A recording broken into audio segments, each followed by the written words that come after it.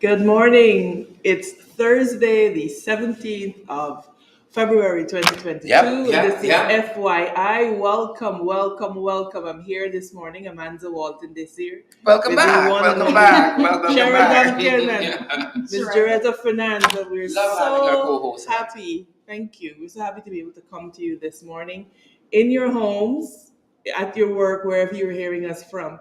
Good morning. This is FYI for your information. Sharon? Yep.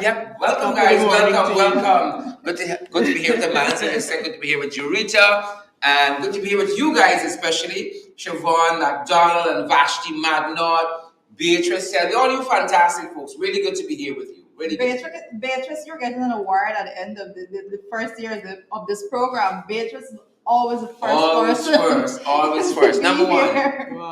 Wow. Yep. Benjamin that's saying good morning. Veronica Primo Rollins, good morning to you out there in Atlanta. Martha Harris. Good morning, Martha. I see Vashti is tuning in from Waterloo, Canada.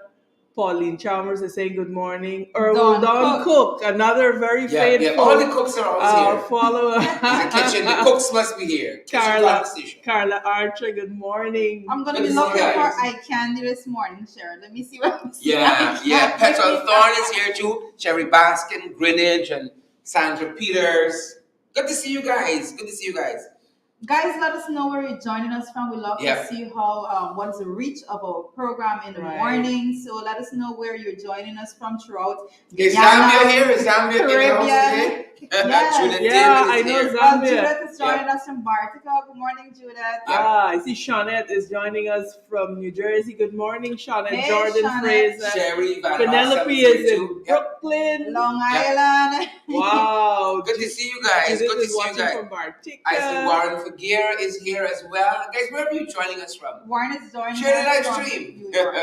Good morning, Rowena. We love and appreciate you too. Where are you tuning in from, Rowena? In the house. Arizona is here. And then there's Niagara Falls, New York. I wouldn't mind being in some of those places right now. Arvin says I'm flanked by two beautiful ladies. Oh, thank you, Guilty I'm flanked. A beautiful lady. Good morning, Andrew. He says good morning to the FYI family. Yeah. Beth Vaughn is joining us from the UK. Good morning to Beth Vaughn and everyone else joining from the UK this morning. Someone is joining us from Diamond. Glennis Mingo-Burn. Good morning, Glennis. Diamond House. That's right behind our studio. Yes, Rowena says a lovely Linden is around the table. Yes. Mm-hmm. Two Lindeners. FYI. Don is joining us from Bachelor's Adventure. Hey, Bachelor's Adventure. That's lovely. I'm glad to have someone from Bachelor's Adventure here. And there's somebody from Chester, West Coast, Samantha. I used to get at one point. Georgia is in the house this morning. Hey, guys. Destiny. That's the right people. Sherman Jackson. Good folks. Good to have all of you guys as you come on. We know, folks get very engrossed in these programs. Yeah. And you get, you're frozen, but we want you guys to work your hands, work your minds too. Annandale is in the house this morning. Fenton is joining us from Annandale. Good morning to you and all the folks joining from Annandale this morning. Ooh, good morning from Mocha. Mocha. Is watching us from Mocha. Hey, Dunsford, good morning. Mocha in the house. Good to have you guys. Covent Garden is in the house also this morning. Mahaika, Linden. Oh my God, we're loving it. This is a program that you can. Good morning even to you, Rakesh. Hope you're having a wonderful day. Yes. Shout out Rakesh. I didn't see the name. Shout out Clear Capel. Rakesh. Divine Smith. Mm-hmm. Oh my God. Yep. Rakesh is a little upset. Rakesh is very upset. But good morning to Rakesh. Top of the morning, Rakesh. Just drink some water. Step out of the anger circle, Rakesh. Step out of that and start your day right. It's a good morning. We have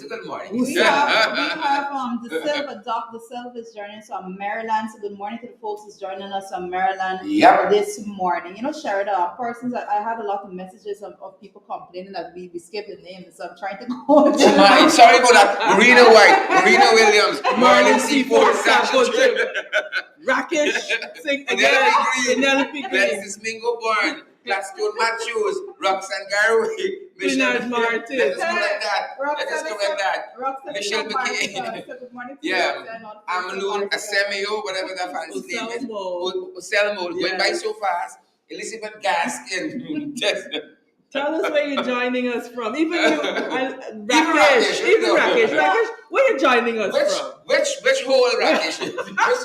Under which rock you joining us from? Of course, I like the fact that Rakesh comes to the program every single day, and that is even if it's abuseless. No, that's a very important person to be here because Rakesh, I know you're looking at it. It's very important that you're here, you share your views, and you have a better understanding. Everyone, we can have these frank discussions as we move along with the program during the course of the morning. But there's a lot of information out there, and I'm glad persons are actually asking the tough questions, and we'll be able to give those answers. Absolutely. So good morning to you, Rakesh, and we're so happy to have you. We look forward to having you every morning. Eveline is joining us from Caneville Grove. Oh, lovely. Right from the corner. I haven't been there in a while. What's your breakfast, Eveline? Lena Roberts. What's your breakfast there? Good morning, guys. Good morning, guys. And Dawn says, Kathy Fowler, good morning, Kathy. There's somebody from Mahaika, Michelle McKay. Good morning. I see Patricia. I see a Jude from Turkey. Oh, Rakesh says he's watching at us from Georgetown. Exactly. Oh, I see somebody saying, Rakesh, please be a good boy. Well, we hope Rakesh stays tuned and he Rakesh, we're sending some cyber hugs and so on. Yes. You feel like you need a hug. Yeah, you need a hug. I got Rakesh. We have a lot. Did we cover everybody? I think so. We will not be able to. So we hope we cover everybody. We have to come back to this. Yeah, we have to. We don't want to move on. Susan Harris, Ben, and so on. Shelley Mosley. Tell Gordon hi for us. But we have to move on. Good morning to Gordon. Indeed, I see Gordon. Big Uncle Gordon.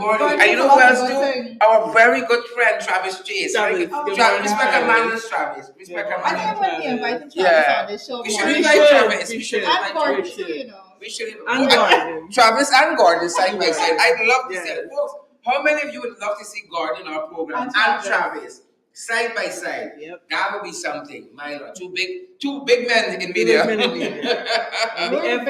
There's so much to learn, so much for us to learn from those individuals. Yeah. But I think Manza has a big woman who's in the media right now, making a lot of waves. Manza said, who is that? Look at the script. Oh my Who's God. that? So we were having this discussion earlier about Rihanna and the way that she is. Penelope said not Guyanese critic, but Penelope, let me hold a focus. About Rihanna, and we were talking about this morning how we really love the way. I like how the graphic blocking that she is redefining pregnancy and sporting the baby bump and having it all out there, and I think it's quite liberating to see. You think so? Absolutely. I think in our society there is traditionally this culture of you being pregnant, you must be covered, it must be it's not as liberating as and she's proud. She shows it off. Yes. But really and truly that is the essence of womanhood, and so why not flaunt it? Why not flaunt it? But Rihanna has been somewhat of just not a music icon alone, but a fashion icon. The Caribbean is so proud of all the work that she has been doing. To know that she's pregnant, the Caribbean is celebrating this whole pregnancy with Rihanna. So every time she goes out there and she posts a picture of the baby bump, so everybody's going crazy. And this is not just Guyana, the Caribbean. It's like how to be pregnant too. It's like how to be pregnant too. So liberating, right? But what I want to know is whether you guys would wear your pregnancy in this liberating way. Well, I simultaneously. No, I can answer that question quite frankly. See, in order for Rihanna to be that liberated in what she does, she's in a liberated society, right? So in Guyana, we are not at that level of our culture. We really are not culturally ready. Our culture hasn't graduated to that level. I can see you all, man. I can see you all changing that culture. challenging that culture. Well, when you see that, we can see the headlines. MP. This and that. Yeah. I could hear. Why should I not she age? Why don't actually age? But those are important conversations, and especially as we move, I think, closer to Women's Day 2022. It's coming to March. Important conversation. But I hope the guys can pull back that photograph. I was very distracted last night when we talked about this also in the ring. Rihanna, and I went home and had to face my wife because I said, I won't mind taking one for the kids. I heard that. So I said, babes, you can't tell me you won't let me pass up such a as a family, we can have some compromising. I mean, this is Rihanna. It's not just anybody. Yeah. This is Rihanna we're talking. It's really good to see. Generally, women become very self-conscious. Their bodies are changing. Stretch marks. Things are migrating south at a faster rate. Oh my God. And so, what does that mean? These things begin to sag and so on. And so there's generally a level of self-consciousness. But to me, that is when a woman is most beautiful. Woman and most beautiful. And to mature men, they see that. Talk to me now. You just call my name. It's not all about the glamour. Sherry was just saying that he had to go and answer some questions. Guyanese women, we're different. I don't know about anybody else. I don't. Yeah. I don't share. They're taking one for the team story. But this is Rihanna. I do not share. This is Rihanna. I cannot be with somebody who wants to share. I'm sorry. But it's interesting. It's interesting to see, again, as you women said, how Rihanna is celebrating the birth of her first child. It's beautiful. It is a beautiful thing. It's a beautiful thing. And so, being a mother of 2 children, it's really one of the most beautiful experiences. It really is like you having a piece of your heart outside of your body. It really, really is. We need men to look at it in the same light as well. And I see a lot of the time we see Rihanna, I guarantee you the men don't have a problem with it. You see her spouse there, right, with her, and the men generally is the women who give each other a hard time, The men really don't have a problem with it. The most criticism, let me be honest, guys, the most criticism of women come from other women. And it's really sad that, I'm so grateful for people like Joretta and so on. We really got a very good relationship where we build each other up and you're each other hype squad. It's very rare to find, and I'm very grateful. You have to be genuine, You don't find it easily. A lot of persons out there, you have to be. For me, I'm not a pretentious person. Everyone that knows me knows I'm not pretentious. I just say it as it is. What you see is what you get. If you don't like it, I can't go out and just befriend someone if it's not genuine. So when I say Manza is a good, she's solid. It's solid. so guys, while Rihanna is sending electricity through social media with these kinds of photographs, we got some stuff happening in Trinidad. Seems to be going south of that, especially where electricity is concerned. I have my own comments on it. Just bring it up, technician. Yeah. So folks in Trinidad, they had blackout yesterday, nationwide blackout. And you would think the world is ending, how Trinidadians carried on. I mean, they say people left work, were on their way home, traffic lights weren't working. It's like the country came to a standstill because after many, many years, eons and eons, they had blackout yesterday. I mean, and people were ready to go and mob and lynch Keith Rowley. And you had all of that happening. We picked this up out of the Trinidadian Guardian.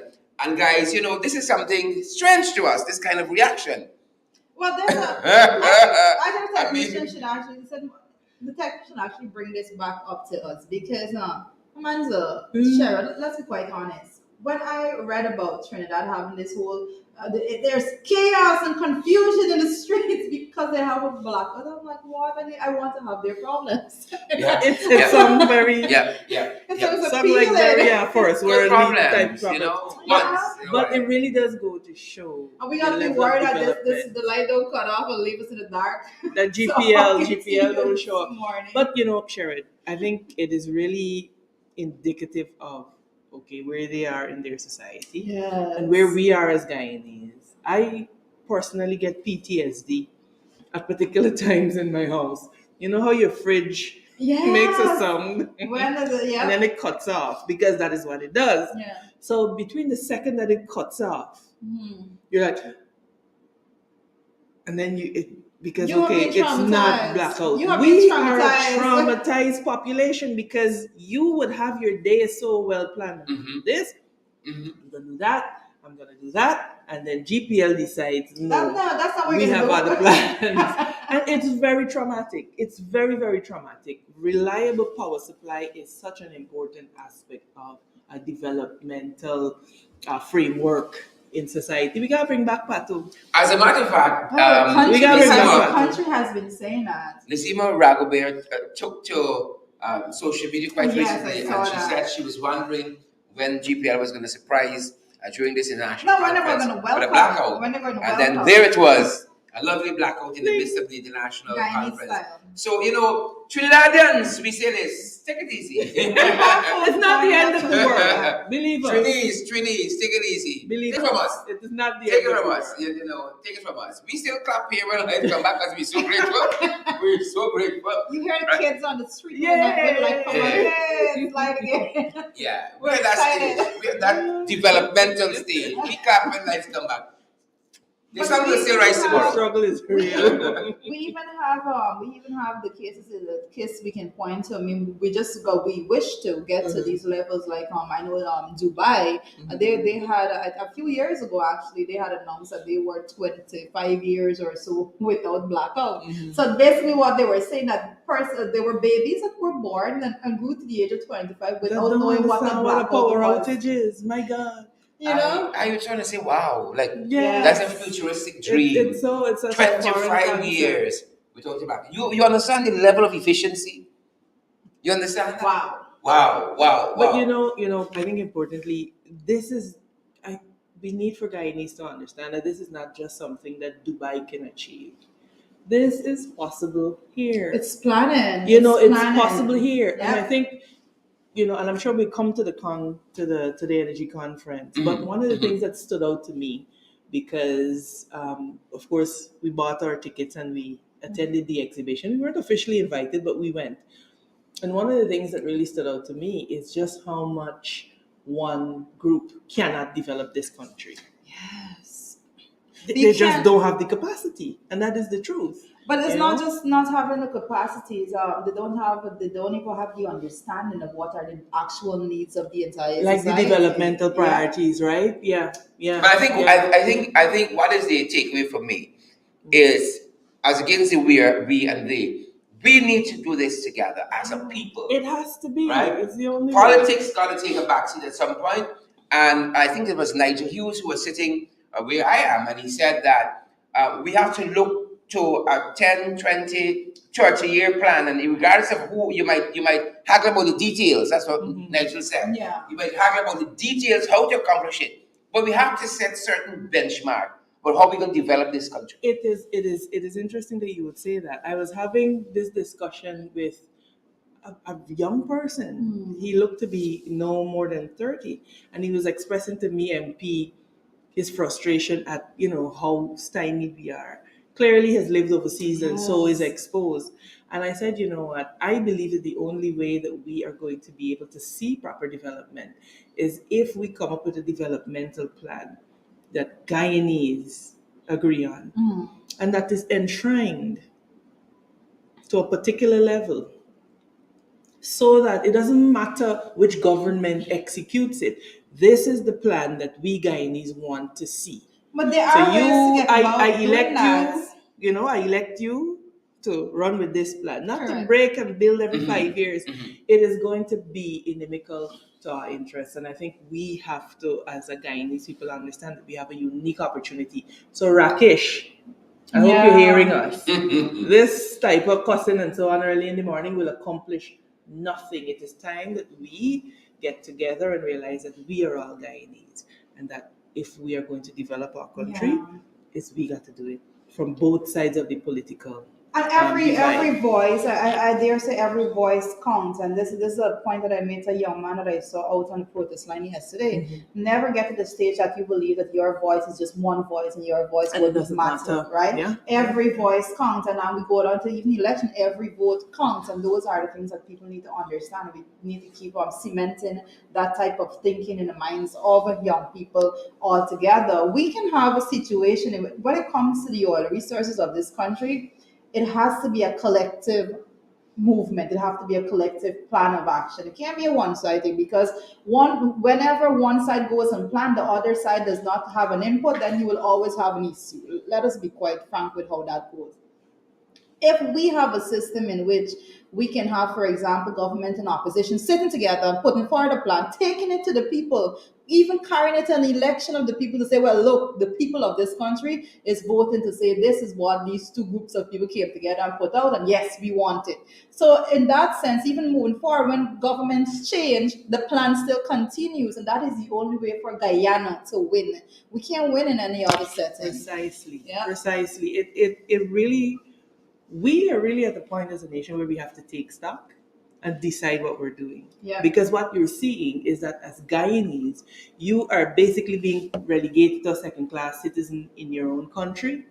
And there's an African proverb, when brothers fight, a stranger inherits their land. Yes. And so we have really got to decide as well, you're now going into some areas that Mia Martin touched on. Tenants in their own lands, and we can talk about that. Tenants in their own lands. We And can talk about that soon enough. this is what is happening.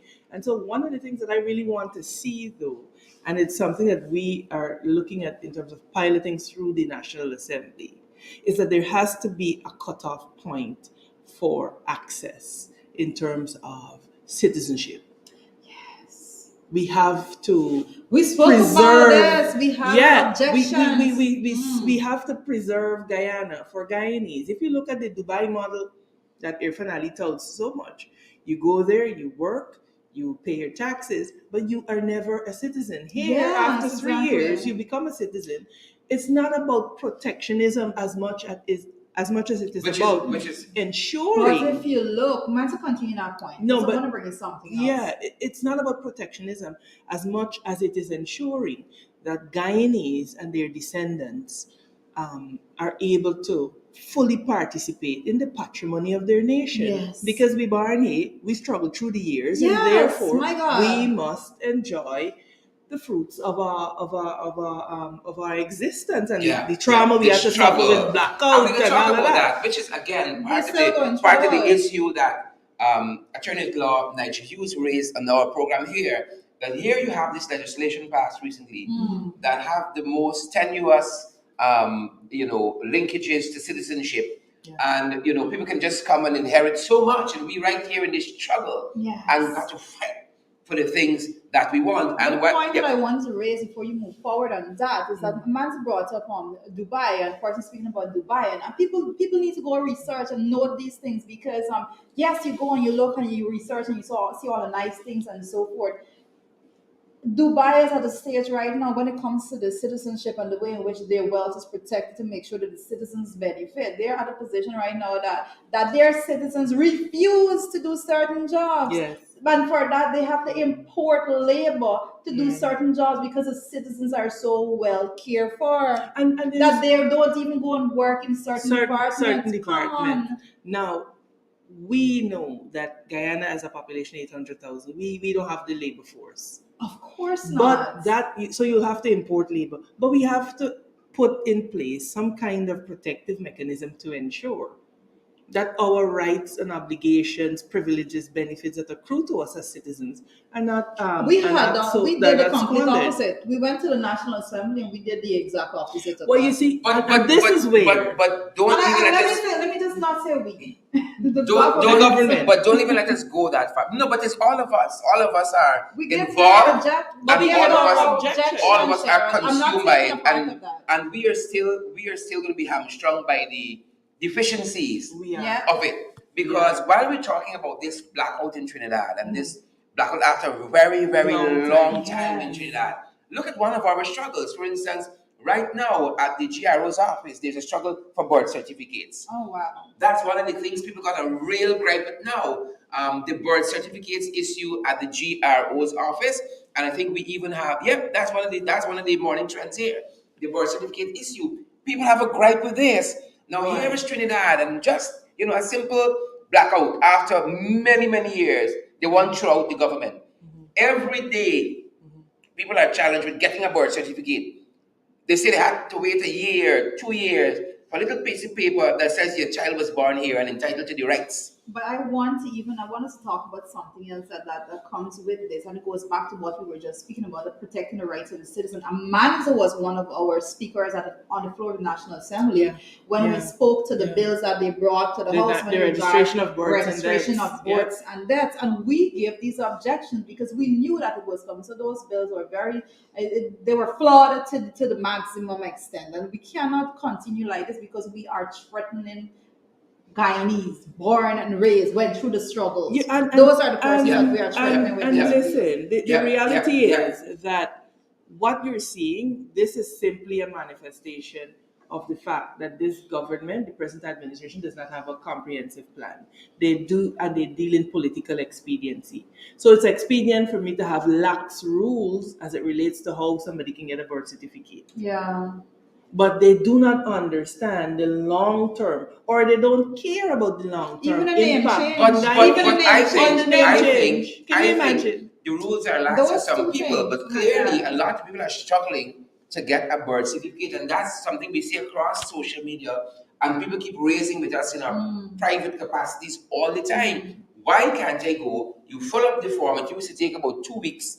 A week to 2 weeks to get your birth certificate. Now it's months persons are waiting. And again, we come back to this whole system. It depends on who you know. But let me give you an example, guys. Let me give you an example. My son, my oldest son, happened to be born in Trinidad. And so we were trying to get a US visa here for him, and he needed to have an updated something, but we needed to have an updated birth certificate for him because Trinidad had transitioned to a newer form of it. And the embassy was requiring that. We did all of that online, had that birth certificate posted online in record time, never stepped into a building in Trinidad to register, registered online, had it paid online, had it posted here online. How many years ago? And in record time. This is last year. This is good. And so you see. This is last year. And so you see. So we know what we're talking about. And they were responsive. Because they were responsive. It's COVID, and the people have put systems in place. And they have a population of what? Over 1 million, close to 2. And so it really is about Guyanese, I think, at the end of the day, realizing that we deserve better. And this is why I love people like Rakesh who come to interact on the program, because I frequently ask, so what do you want? And when you listen to them, I just want a country that I can live in and but that is the thing. All of us want the same things. Right. But it's how we choose how. it. How. We have been ingrained to think that the how means we gotta be nasty politically. We gotta engage in ethnic insecurities and cause people about. But you can even give the example. Cher was talking about Trinidad and the way in which he was able to interact online and get those things done. But you would have had a part of that would have had to be dealt with in Guyana, I'm sure. And did you get a chance to do anything online in Guyana? That's another story. No, but that's the problem folks are raising with the GRO's office. They gotta go there and stand up. You gotta go there and check. You call on the phone, nobody answers. Because you're running around. That freaks people out. The opposite IN page, you had somebody calling to say, we've posted the birth certificate. Expected by X time. This and that. You had to follow up there. You call a number, somebody was there answering you in a foreign country. And that is the challenge that we have. I think this is the point that Joretta makes all the time about service and customer service and just the attitude of public servants. But then when you think about the fact that these people didn't get a 10% increase but we have listen, I did my master's in public administration, right? And I remember one specific course I was doing is management information system, basically integrating the technology into what we're doing today. It goes right back to what Sherrod is speaking about. And one of the things, I think about the challenges persons have out there, like what challenges do you have when it comes to the public sector? And one of the things that I pinpointed for my project was that, persons have a challenge when they go in and they apply for a job, and then you're waiting and no response, and you're calling and no response.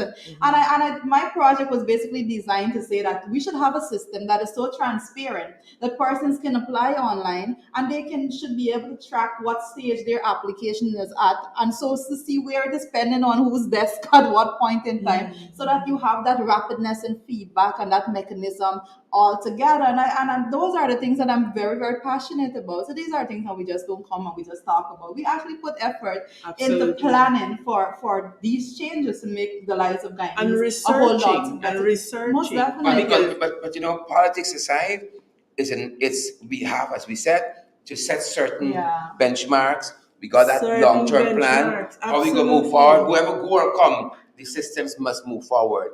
Right? That is, I think, part of the challenge that we have, but it's a positive area that we should be heading into. And while we talk about challenges that we have, Amanda and Jarita, we often see around these parts, things tight. Things tight. Look at one of our challenges. This is a young man, Vishnu Samaru, who died of stage 4 cancer quite recently. And his parents went to visit his gravesite and found that people had broken into the grave, stole the little gold and the money they buried Mr. Vishnu Samaru with. The family has been further thrown into mourning and grief and all of that. This is the Hampshire burial ground in Berbice. Under quarantine, he was 20 when he died from stage 4 cancer, and again they really ravaged that tomb, pitched the body one side. Amanda, these are the issues we are grappling with in our country. Wow. It is.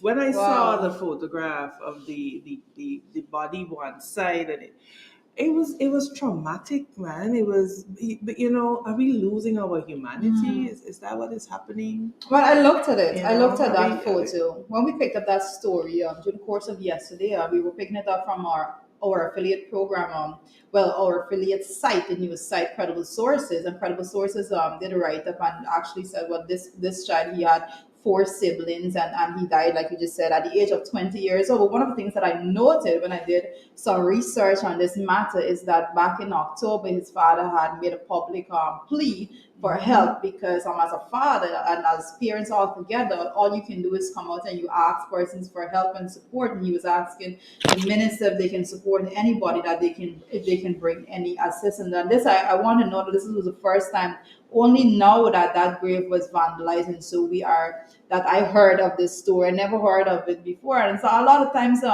we tend as a population to just go into the more sensational stuff that is on. And those things, when that father was pleading for that help, those are things that we need to be sharing widespread. All who can give financial aids and so need to come forward and do those things. But now we're speaking after the fact, and we're speaking about the matter that is so disturbing, that those parents that went through having to care for their child that was ill, they went through they lost their child to that illness, and then going through the whole, it was on the 21st of January that young man was buried. And now, instead of them being able to move forward from that level of grief, they are now more traumatized by the events of having to see the decomposed state. Come on, what are we doing as a society?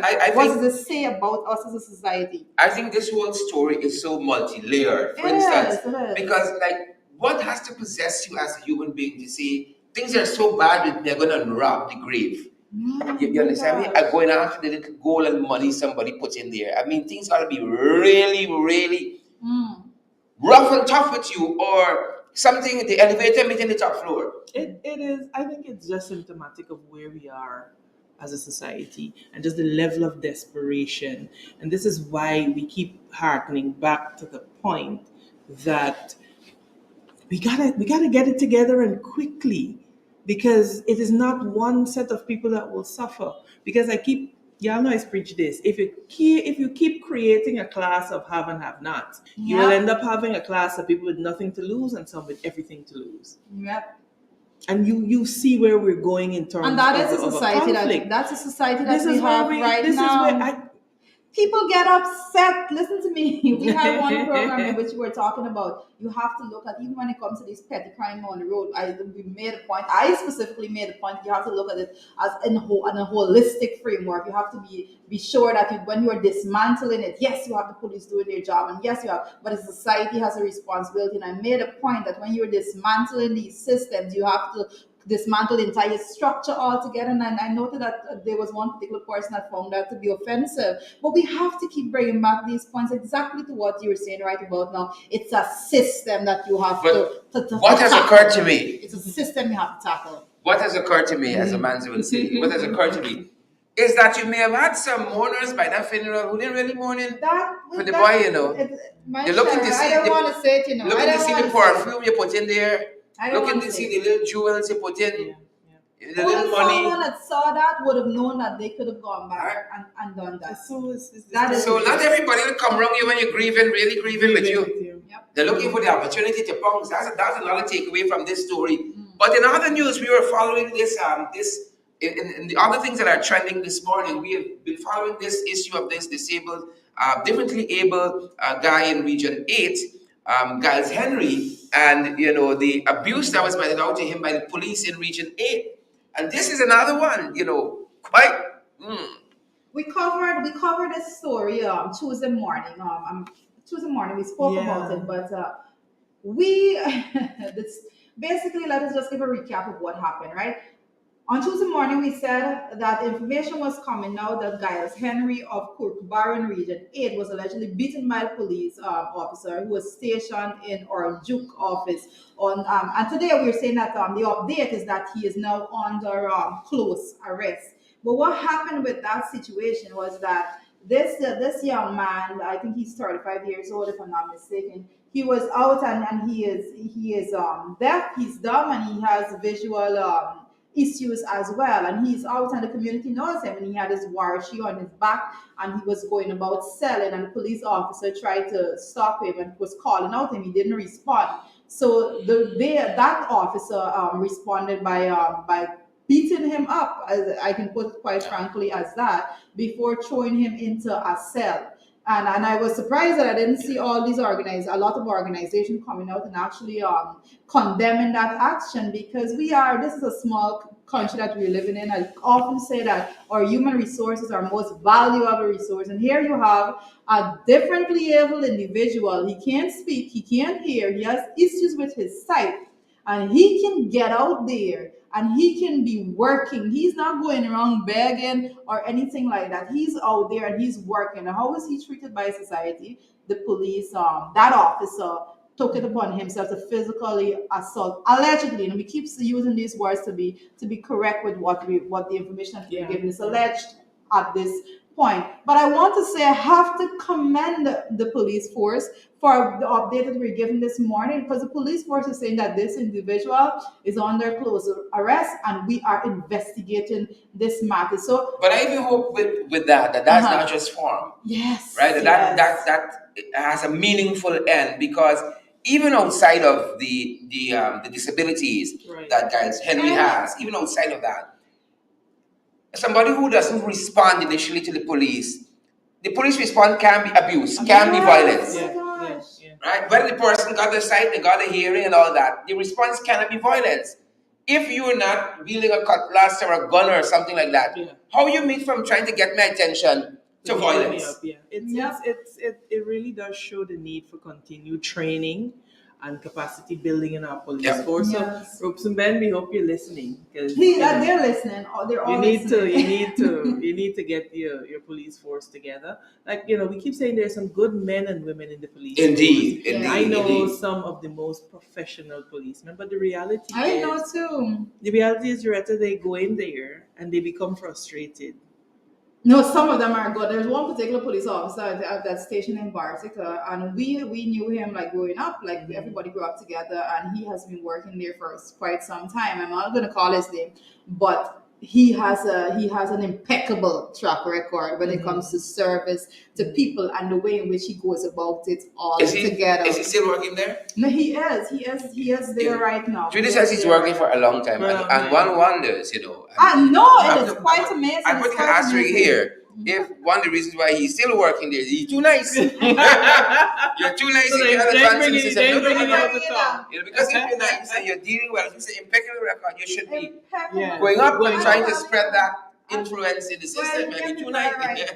Might be too nice. But that being said, one of the takeaway from this this Giles story, Giles Henry story, the disabled, differently able gentleman from Region 9 who was abused by the police allegedly, and now the police is on the investigation who would have committed that act on Mr. Giles Henry, is that even though disabled, look at him out there, you're trying to be a productive citizen, right? Being a productive citizen, that is important that we rise above the challenges that we have. Too many people, I think, give up and say, oh, it's the system.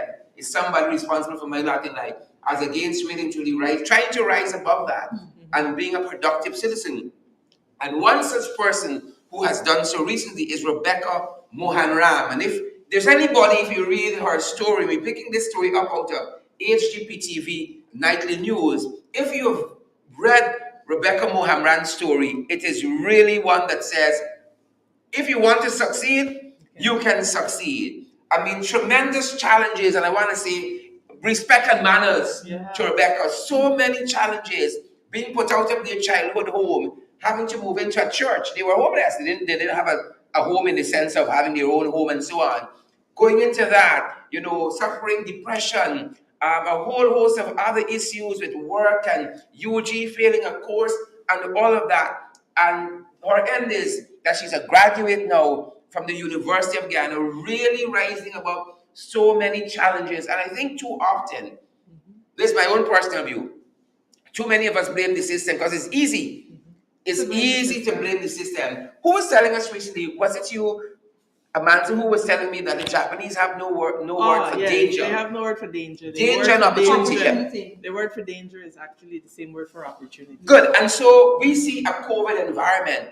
But in that environment, Elon Musk earned the most money perhaps in his career. In that environment, Amazon, is making billions. Yeah. There are opportunities out there, but I think too often, the easiest thing to say is the government. It's the opposition.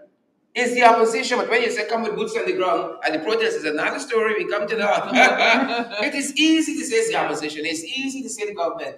And we have a role to play as well. We're shirking from that responsibility. But sometimes we too gotta bring something to the table and say, I want to succeed irrespective of those guys. Yes. And I think that is what Giles Henry was doing, and that is what Rebecca Mohan Ram is doing. But Rebecca is a phenomenal individual. Let me tell you, it's not easy to come from those situations and to accomplish something in life. Because guess what? The man made a point earlier, Sherry, that sometimes women critique each other the most as opposed to men critiquing. I can tell you that persons are going to go out there and they're going to say, congratulations, Rebecca, and so forth. But who was the one pushing her on when she needed you the most? You need to make yourself into that individial that someone will point and say, this person supported me. This person encouraged me to push forward. Because and I relate so much to situations like Rebecca's situation, because I've known it and I've said it publicly 100 times. I came from a situation of poverty, and it was not easy to elevate yourself about that. But I had a support system, and my mother said, yes, we're going to do it. This is how we're going to do it. We're going to keep pushing. We're going to keep going forward. And we have to create a society and a system in which, I'm back to the structure again in society, we have to create this support system for young people, because when they win, we win. So congratulations. Absolutely, Rebecca. Congratulations to you, and best wishes. I'm sure she's going to do well. Respect and manners, Rebecca. She's going to do well. And folks, we got this oil and gas summit happening, and Mia Motley's here. And I'm happy. I got my own differences with Mia in the past, politically and all that.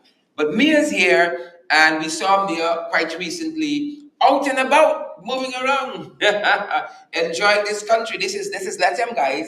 Mia was there, enjoying part of our culture. We as one of our peoples in this country, we have the indigenous, right? But some countries, they don't have indigenous people.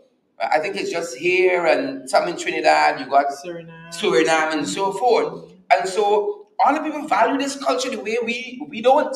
Yeah. And so Mia went to Latam, having a look around to see what else is here in this country. We've been saying this country is not just the Marriott, it's not just that piece of real estate there. In fact, right? We got a big country. In my view, the most beautiful parts of Guyana are inland. The further inland you go, the further inland you go, your whole quality of life improves. Yes. I often whole quality of life improves. I often speak about going to Letem and having that whole experience of actually going through the road and not going by flight, and it was the most beautiful experience. When I go to Letem, I don't want to come back. I'm telling you, it is like something. The only reason I'm not living in Letem is because of the transportation.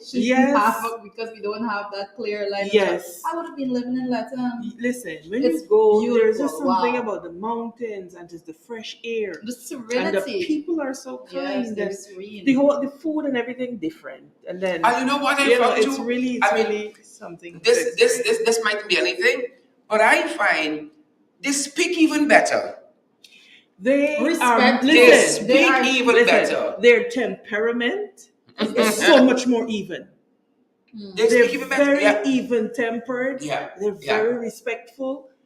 They take their time and they speak so that you hear them, you understand what they're saying. They enunciate everywhere. It is a tremendous. And I think part of our culture locally is so fascinating because, as you said, if you go further inland, the culture is so different. Your whole quality of life, the atmosphere, everything.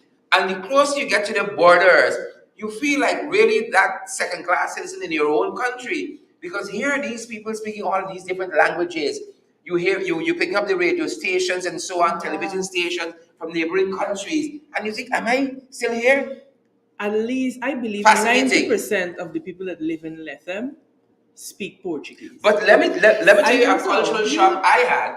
We had a town day in Lethem, and I went up for, and 90% of the concert was in Portuguese.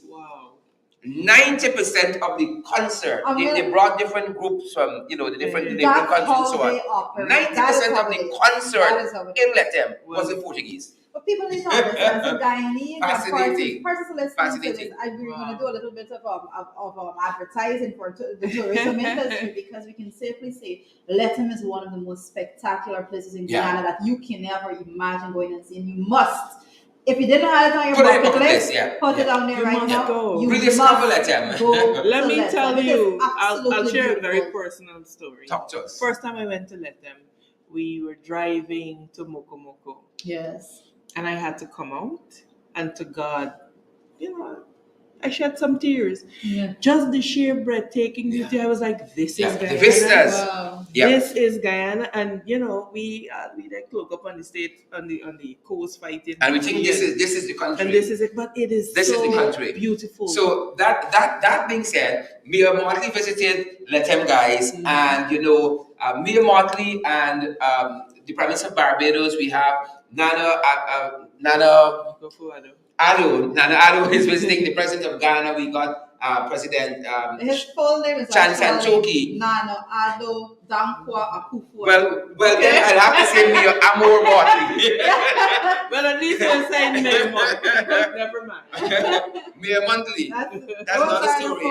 These guys are here and they are making waves, and I think challenging us as a society, as a people. I don't want to just say the government to do more for the people, but challenging us as a people to rise to the occasion that oil and gas has presented as a people.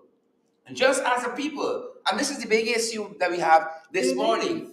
Rising together as a people, putting aside political differences and forging a way forward to build this country of ours. And this is one of the things Mia Motley has said in a recent presentation there at the oil and gas Marriott. And I wish the guys can allow us to see some of the media that are going to play. But I think it's the first one, the very, very first one. It's in the media section there, and the very, very first insert. Fantastically, again, challenging us to rise above the occasion, and I don't think we have it just yet. But again, again, we can discuss around the issue of the words, telling us that we shouldn't be tenants in our own country. Yeah, we just shouldn't. And what clearer a message? Very, very often when you're in something, right? Do we have it? I think we have it. Oh, I think you should just go right back to where you were and you had it just recently. All right, yeah. We were making the point that sometimes when you are out of a situation, you're able to zoom out and you're able to see the bigger picture. Very often we live here, and so certain views we don't have. But it's very important to listen to the feedback from people like PM Motley, because they have an outside view of these things. And I truly, truly believe that we can rise to the occasion. Guyanese are some of the smartest people. You go around Guyana the has world. enjoyed much indeed. You go around the world. Guyana has and enjoyed Guyanese, much. You know, we are. Do we have it? Yep, it's the Guyana has enjoyed much. Yeah. And again, challenging us to rise above, differences. We got this oil and so on, and it has to benefit all of us, not just some of us. And talking about, again, not being tenants in your own country. This thing can't belong to everybody outside, but belong to all of us. But there we have let's just run the video and then we get back to the discussion. But I believe that your country, Guyana, our country, Caribbean country, Guyana, has endured much. And you cannot move from being a highly indebted poor country to where you are today without being given the opportunity, one, to bring along your people who have suffered the indignity of that poverty for decades, but secondly, without being given the opportunity to participate globally in discussions that will affect your ability to manage the development of your people. And I trust and pray that this conference will trigger that international conversation. Thank you, and God bless. Well, Mia is not saying that. Well, this conference will do this and this conference will do that, because Mia is making some very profound statements throughout her presentation. Person need to go back, look at it, and listen to it from a very strategic point of view. Mia actually, she is saying that the country, the people of this country, needs to benefit from this resource, and that she's hoping that the direction that the government goes into is to make sure that happens. Yeah. And that is what I heard in the protest line yesterday. Folks were saying, how come foreigners gotta come and beg for us to get a fair share? And our own leaders here in saying, how could we make the lives of the people better? And they're talking about the budget, they're talking about what they've seen so far, their lived experiences, they're listening to. How come? That's the question we kept hearing, person after person. These guys gotta come, Addo and Motley and Santoki, and say, the people are the greatest stakeholders here, and they must benefit. It is generally a paradigm, and working in government, you see this. There's this paradigm where outsiders always know better than you. They can offer a perspective, like we were just talking about the perspective that PM Motley offered, but it has to be a Guyanese solution for Guyanese problems. And I was heartened to see the protest action yesterday. I have a different take on it, because I noticed people were saying, oh, where's the opposition, etc., etc. But I believe what happened in terms of the protest was far more powerful, because it was a people's protest. This was not something that was politically motivated so that the government would say, oh, it's the opposition out there causing problems and creating confusion. This was Guyanese and watered down like that. This was ordinary Guyanese who were saying, we want to be out there.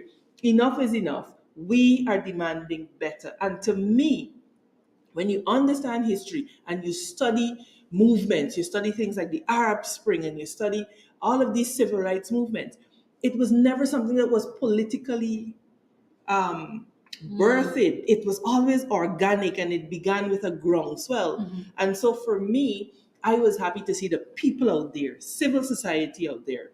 Now, we would have attended the conference. We would the expo. We had to buy our tickets because we weren't invited. But again, a part of our strategy has to be that we need to say to those who want to do business with Guyana that the opposition is ready to do business. That we're not just going to be relegated to the picket lines. We have the people and the competence to sit across the table from you, just like the government does. And so you ignore us at your peril, because we are the government in waiting. So that was very, very important. And this is why I'm passionate about saying to our people the fight has to be fought on many fronts. Some people got to be out protesting, and some people have to be in there to show people, look, we got skin in the game, and we are just as competent as any one of the government ministers to talk about Diana's future, to talk about green energy, to talk about our developmental trajectory. Yep. Agreed. And also with some very stirring words that lifted us up, really and truly, is, as we said, the president of Ghana. And this is what he said. Part of what he said. And Excellencies, to ensure energy sustainability, it is critical that we balance carefully social, economic, and environmental benefits in a continuously changing world. No energy project, therefore, no matter how high its return on value, is worth it if the interests of some or majority of the stakeholders are not properly represented and they're left impoverished and dissatisfied. In this regard, it is such a fitting admonition. You have a president of a country that has gone this way before. They have gone this way before, and they're valuable lessons that we can learn. And so there are certain things that we should be avoiding, and he's absolutely correct. If your people end up on the losing end of the stick, what is the value of that project? Some may argue, as I've heard the vice president attempt to do, that we will see the wisdom of it farther along. But he misses a very important paradigm, and that is when your people feel a part of and your people have ownership, you succeed. But they're proceeding, like Joretta, I forget the word Joretta uses, but they're proceeding like oblivious to the needs of the people of Guyana, to the input of the people of Guyana, not even the courtesy of a consultation. And the point that he made about environmental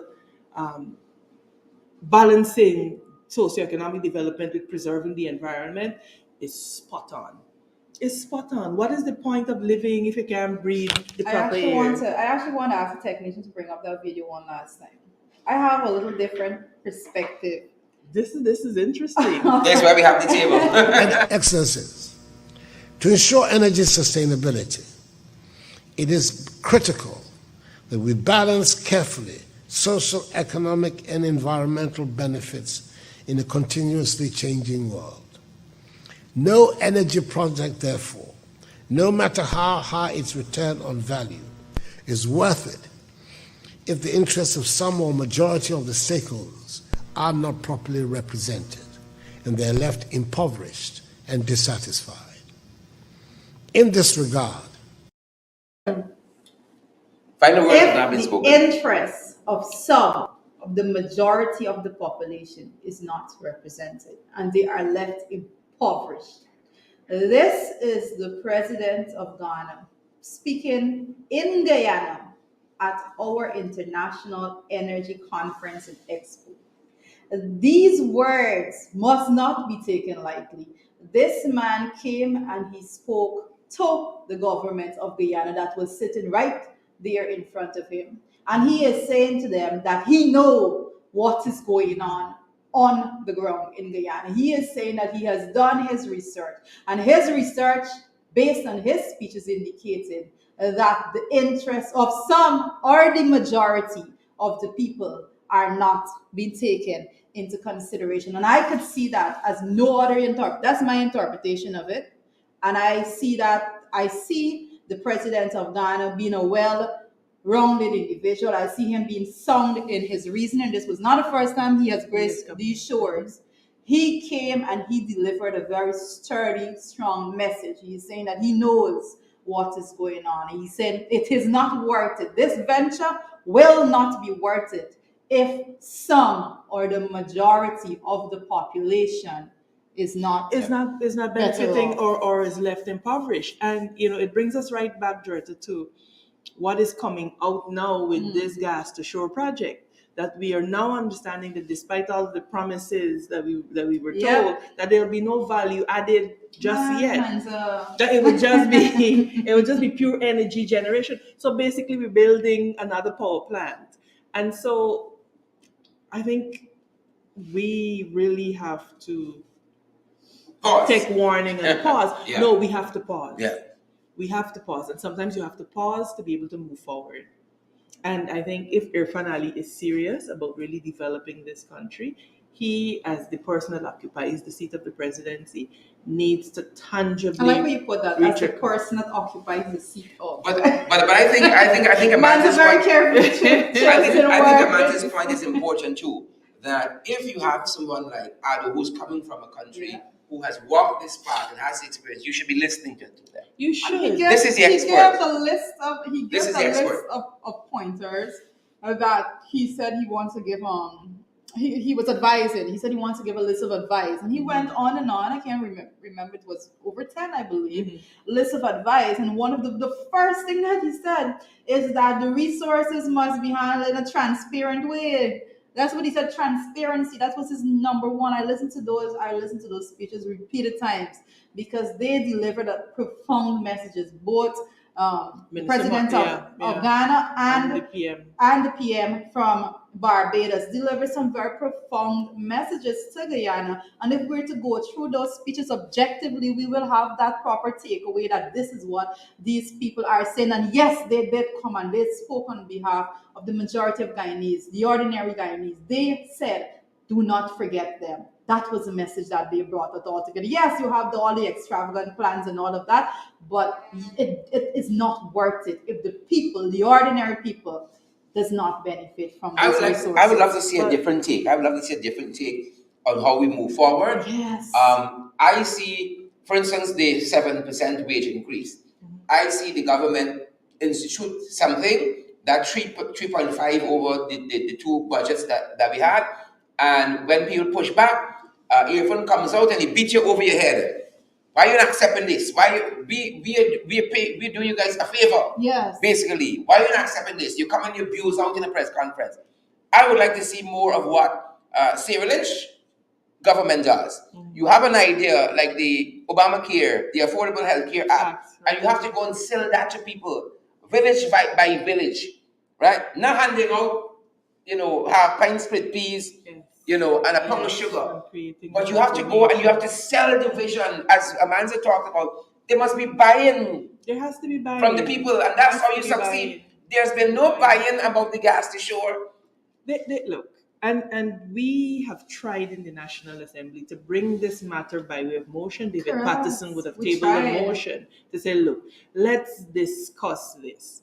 But again, this is the level of disrespect that this current government demonstrates towards the people of Guyana. You are not even worthy of me discussing this. The vice president said this is what's going to happen and this is what is going to happen. Well, you have to come to the table. A cult of personality rather than... You got to come to the table to discuss. But if you never invited to the table, you never invited to the conference, you never invited to the expo, you got to fight to get there.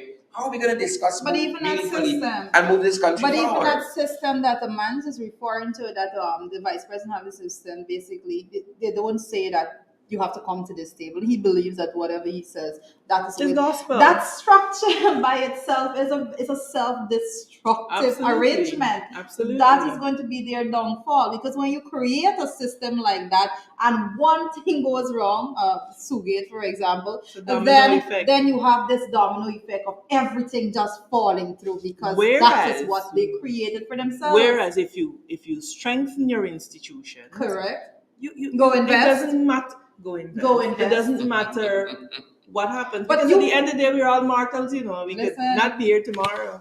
I don't want to quote here, but I believe what I heard in the vice president's speech is that there is a Go Invest booth, and the investors were asked to go to that booth and for Go Invest to organize these meetings with them. That is the function of Go Invest. Yeah, well, you see, this is not what we intended. This is not what should Go be. Invest is a body that is covered by an act. It has certain powers that we is need to have an entire program Maybe on that. Maybe we should. And so we have to bring the information, credible information. Yes. I think you gotta go to the vice president to invest.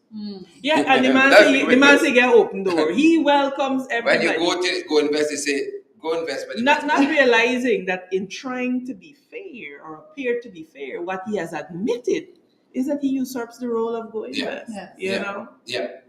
That's the program this morning. I think It's an hour already. The Wow. guys are saying wrap up. Wow.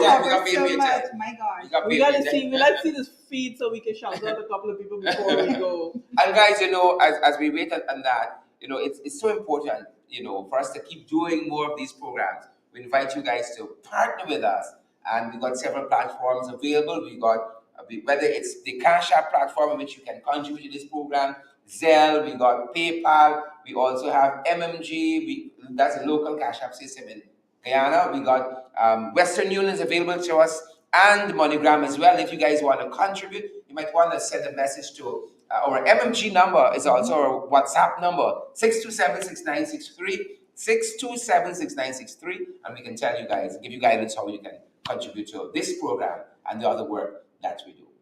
Awesome. Well, guys, thank you so much for joining us. As quickly. We have not even touched half of what it is that we intended to do. And we are really grateful. We're really grateful, Pauline Chase and Miss Mingo Bird. Miss Hyacinth. Good morning, Miss Hyacinth. Thank you for stopping by. And look, we just want to encourage you to go out there, make your day great. Remember, live your best life. That greatness lies in you, and just be kind to somebody. The people who don't appear to deserve kindness need it the most. I hear Rakesh name call it. Yeah, Rakesh will be sending you a virtual hug, Rakesh. Rakesh name call it. And it doesn't take much to be kind. Probably need to reach out to Rakesh. Marlon Francois. Rakesh, you should send us your number so that we could just Marlon Francois. Let's talk Rakesh. And Lennox Anderson. Sherwin Carter, Joe Newton. Wilson Blue. It's Mohammed Fraud. Good to see you too, Mohammed Fraud. Joe Newton, I think you call it Gwyneth Jones. Gwyneth Jones. And Erwin Don Cook, one of our faithful viewers. Teresa Jilks, Teresa. Good to see you. Maureen Coppin Williams and Rowena Cummins. Good to see all of you fantastic folks. You guys make FYI what it is. Yeah, the last time I called so many names when I was a teacher marking register. Yes. One of my first. We won't miss nobody. Yolanda, Wilton Blue, Orinal Cook. Laverne Richard and Facade. Thank you guys so much for joining us. And just go out there today. Have a great day. Remember that greatness lies in you. I love that. And whatsoever you put your hands to, you will be able to accomplish. Yeah. So God bless you guys and have a great day. Thank you for joining us here today on FYI. And see you tomorrow. See you tomorrow. Bye, guys.